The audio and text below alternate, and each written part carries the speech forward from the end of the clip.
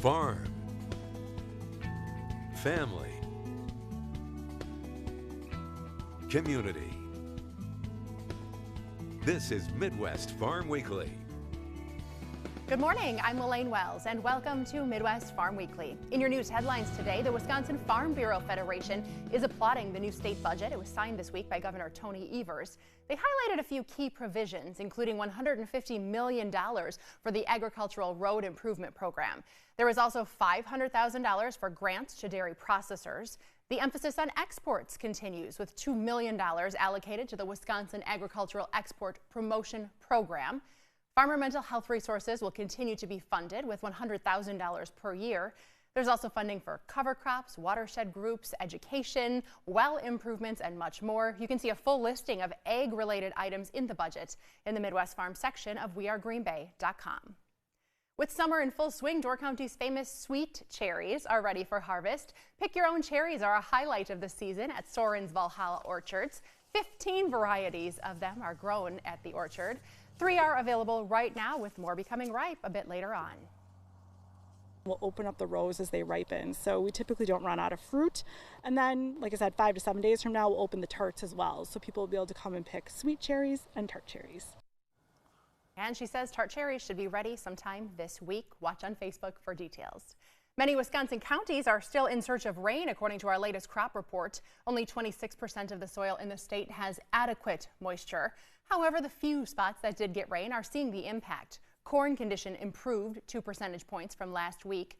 Soybean growers, that is, say their fields are still suffering. Now 60% of that crop is below average condition. 8% of the soybean crop has bloomed. That's 3 days behind average.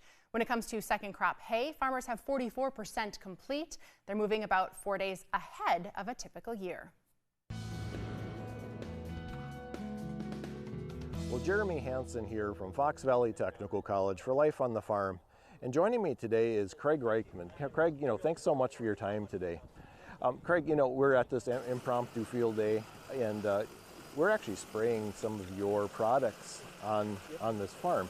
First of all, tell me a little bit about what you do and some of the products that you're working with. So as you said, I'm with Ag Explorer. I'm a sales agronomist in northern Wisconsin. So what I do ultimately is work with ag retail, and ultimately we work on farm consultations to work on their micronutrient deficiencies, help with fertilizer efficiencies. Kind of have a portfolio of different products, but ultimately everything's kind of based on efficiencies and pairing that with technologies. Right. So we are actually spraying one of your products today. Can you explain what we're doing today? So the product that we're spraying today is that called XR5KSB. What that is, it's a 4-0-20. It's got a 5% sulfur and a 0.5 boron. When you really think about what we're doing with this time frame and the nutrients that we're applying to it, they're kind of in that peak demand stage. And what we traditionally do as farming is we don't split apply products very often, especially on the potassium, sulfur, boron side. We do a really good job with nitrogen, with split applications, but a lot of times we don't split apply the other nutrients. Right. And we were kind of doing a drone demonstration, so I figured this product would be a good fit.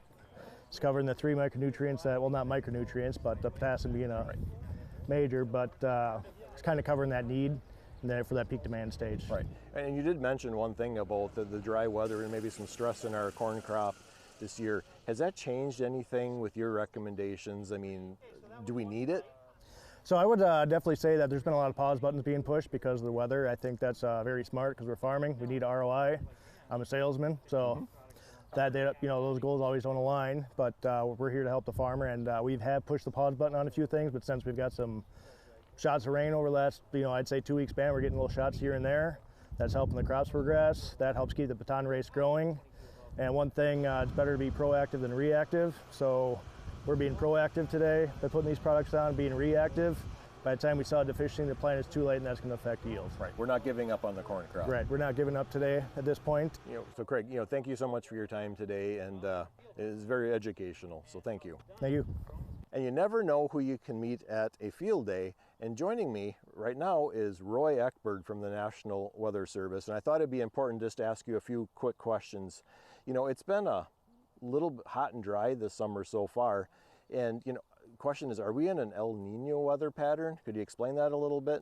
El Nino developed this spring and is expected to continue through the summer. and we're expecting a moderate to major El Nino event this fall and winter. Basically, El Nino is the pattern in the waters of the Pacific Ocean between Central America and Hawaii. In El Nino events, the water temperatures are normally more warmer than normal. So that affects the jet stream pattern, expecting maybe a little less hurricanes in the Atlantic this year due to strong westerly flow. El Ninos in Wisconsin, the tendency for the summertime is to have less precipitation than normal. And as you can see over the last couple weeks into actually May, we've had a big high pressure system over Canada and the northern US that's brought a lot of dry conditions.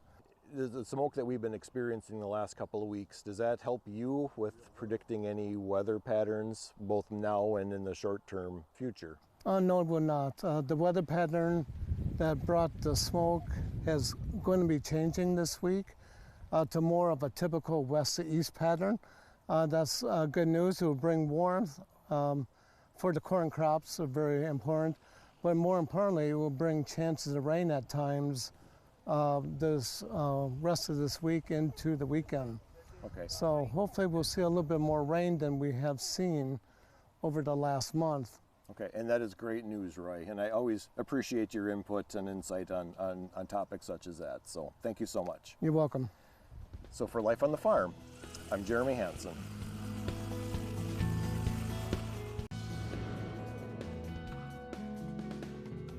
We love our June Dairy Month celebrations, but it's always a good reminder to celebrate dairy year-round. Alice in Dairyland doing just that, certainly promoting our state's signature industry. Taylor joining us on a bit of a farewell, though. This is the last time we'll get to see you wearing the sash. I know. My year officially ends on July 5th, so it's certainly been an incredible time traveling all over the state.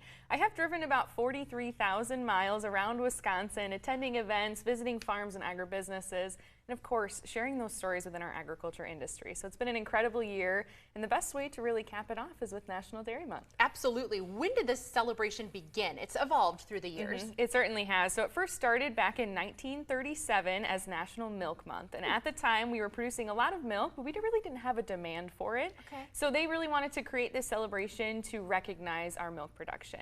Well, 2 years later in 1939, that's when we transitioned into National Dairy Month. And of course, that recognizes the diverse array of dairy products that we produce all over the country, not just here in Wisconsin. And we've continued that innovation. When I look just at this bucket of cheese, there's a lot of unique products being made in our state. Absolutely, and all of them provide the same 13 essential nutrients. And it's kind of crazy to think that ice cream has the same nutrients that cheese, milk, or yogurt do, but they all really do. And I think National Dairy Month is just a great time to eat ice cream for breakfast every weekend and really celebrate our state's dairy farmers and all of their hard work. Good news, July is ice cream month, so we'll just continue right on celebrating. You do have some ideas, though, to pack even more dairy into our diet in some creative ways. Absolutely. So these recipes are actually all available at wisconsincheese.com.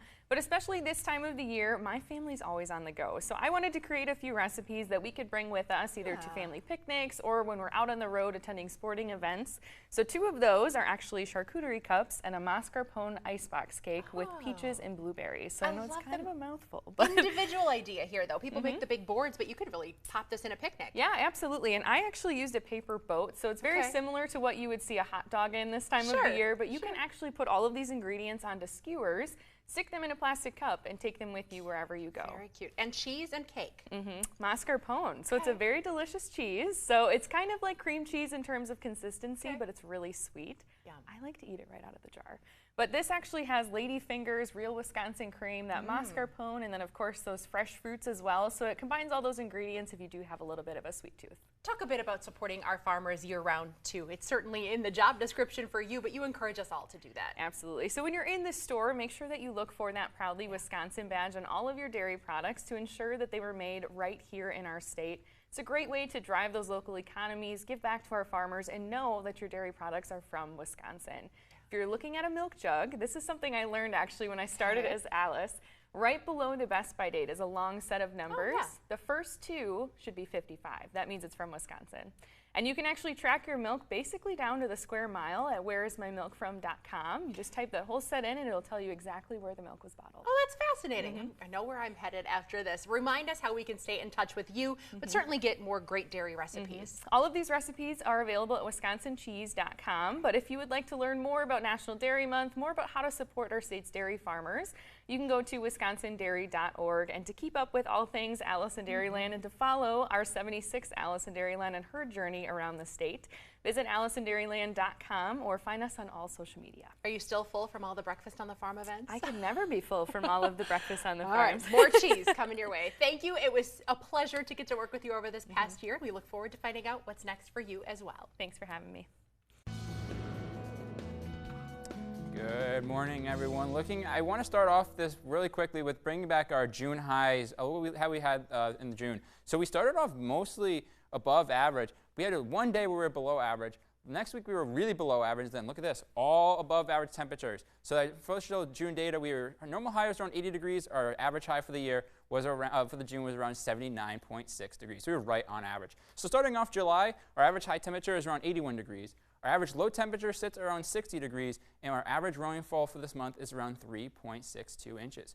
So looking at that rainfall so far this year, we're at 15.52 inches of rain so far this year. Our average right around this time of year is 15.62, so we're right on average, and we are a little bit below where we were last year at 15.77. Looking at that drought monitor that just came out on Thursday, we are still in this moderate drought range. Some of our southernmost counties are in this severe drought range, so we do need that precipitation. Now, we did see some rain earlier this week. You're probably wondering, why hasn't this number updated at all? Well, the data for these cuts off at 7 a.m. on Tuesday, so it has not updated yet, so maybe next week's will show a little bit better. Looking at the GFS model over the next 10 days, looks like we'll get a little bit of precipitation. Looks like we might get near an inch of rain over the next 10 days, which is really good news for all of those crops out there.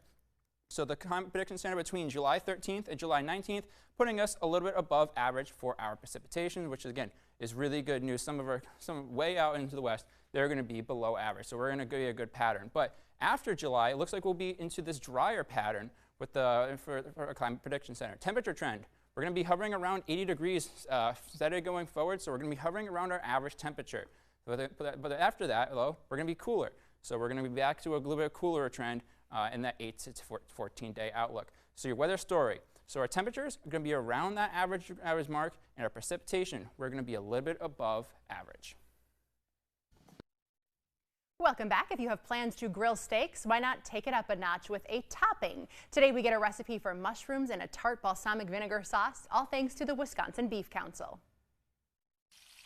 Hi, it's Angie Orkin with the Wisconsin Beef Council, and I have a really easy but super tasty, delicious, tender steak recipe, perfect for this summer.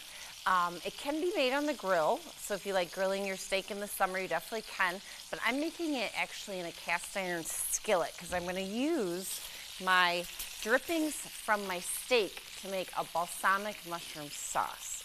So I went ahead and started with 2 beautiful beef ribeyes.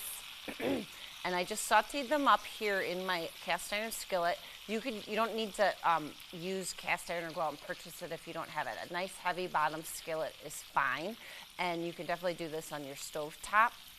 But I went ahead and I cooked these ribeyes about 5 minutes aside, and we'll talk about the temperatures here in a second.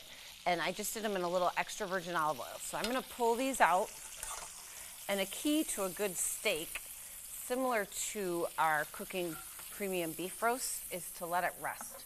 And this recipe really forces you to let it rest. So I'm going to just take my ribeyes and top them with a little bit of foil. And then in my hot skillet, I'm going to keep the heat on. I'm going to add 2 tablespoons of butter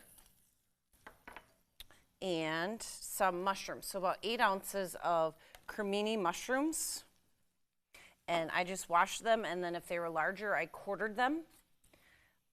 Otherwise, I left them whole if they were smaller. And then 1 teaspoon of dried thyme and a little bit of salt. Okay, so I'm just going to give this a stir. Now, if you have a nice skillet, or excuse me, a nice spatula, like a flat spatula, use that in this recipe, and you can scrape up the brown bits here attached to this cast iron pan. That's going to add a lot of flavor into our sauce. And then we're going to deglaze the pan with about 3/4 of a cup of just balsamic vinegar.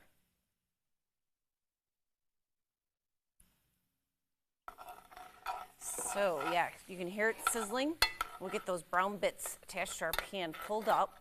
Now if you do grill your steaks, you can still make this sauce in the pan, starting with the butter, the balsamic vinegar, and the mushrooms, and cook them down. Now at home, I would cook this probably 10 to 15 minutes, kind of soften up those mushrooms, and the balsamic vinegar will actually thicken, kind of to make more of a glaze. But I'm going to keep this going here a second. And then I want to show you quick how to temp your steaks. So I've got a nice instant read meat thermometer here. It's not a huge investment. They cost maybe $6 to $8, and usually this time of year they have them right in the meat department of the supermarkets. But you want to temp your steaks from the side. You don't want to come down on it like this. You want to temp them right like this from the side so you can get that probe in. And then I like a nice medium rare steak is 145-degree internal temperature. Pull these steaks off at 140 degrees because they're going to continue cooking as they sit here and rest, and they'll raise to a nice 145 degrees. If you like your steaks a little more medium, which is a final temperature of 160 degrees, you want to take them off at 155.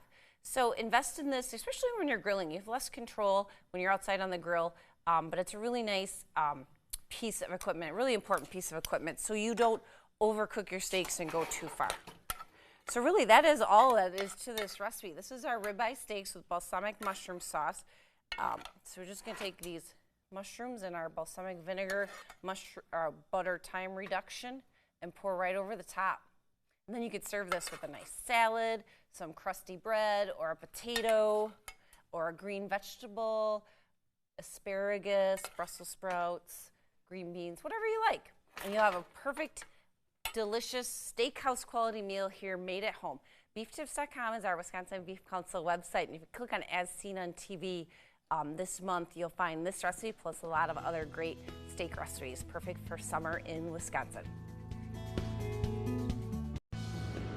It's time to kick off fair season. Isabella Hain is here with a preview of the Kewaunee County Fair, along with fairist Vanessa Van Pay. Good morning to both of you. Good morning. Isabella, you guys, I don't know how you're fitting this all in, the time frame. Kewaunee County is doing it big.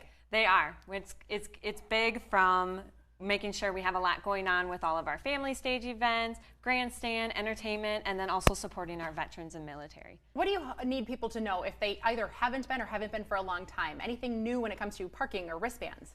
Wristbands is the same. It's $10 on Thursday, $15 on Friday and Saturday, and then it is still the same. Sunday is free. So that is really great that we're keeping that. One of the newer things that we started was honoring our veterans. So veterans with a proof of ID on Thursday can get in for free, and there's a flag presentation at 5:30 on the main stage.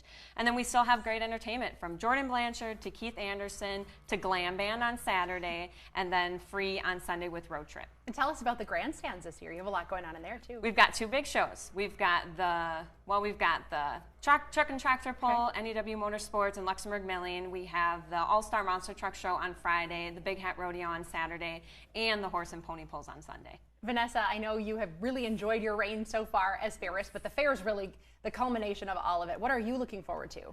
Honestly, it's just working with the community and meeting new people, as well as working with 4-H members and FFA members in the barns. How do I get this trophy? That's the real question. So we have our Crown and Sash Dash taking place at 8 a.m. on Saturday morning. We have different contests. There's an overall winner.